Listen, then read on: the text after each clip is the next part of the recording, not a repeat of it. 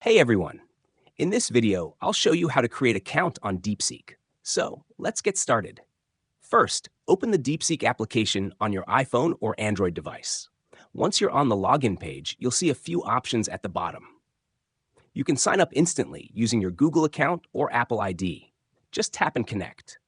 But if you prefer to create a new Deepseek account, tap on Sign Up.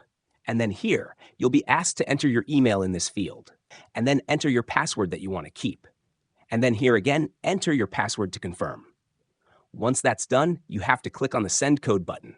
After that, open your Gmail app and check your inbox for the code. You will receive the 6 digits code, simply saw from Gmail, and enter the code in the code field. Once you're done, and then check this small circle. And finally, tap on the Sign Up at the bottom. And that's it. Your account will be created on the Deepseek. And you can now start using Deepseek.